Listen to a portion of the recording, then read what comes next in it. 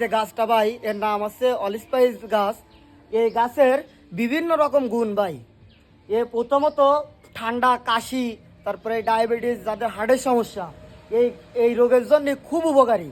আর এই গাছটা তৈরি করেছে বিজ্ঞানী ম্যাগিল্যান্ড 12টা গাছের পরাগায়নের মাধ্যমে।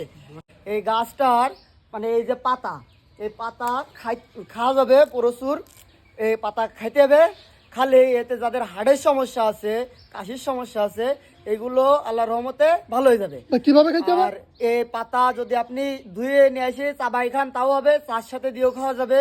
আপনি যেভাবে পারেন সেভাবে খাবেন, সমস্যা নেই। তবে এই যে গাছ, এই গাছ 12 রকম মশলা সেন্ট পাওয়া যায়। এই গাছের পাতা একবার ডলা দিলে এক এক রকম সেন্ট আসে।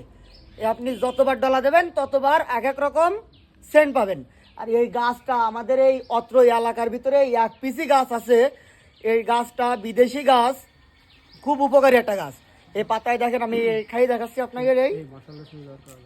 ভাই স্বাদ কেমন? এর স্বাদ অসাধারণ স্বাদ, খাতেও ভালো।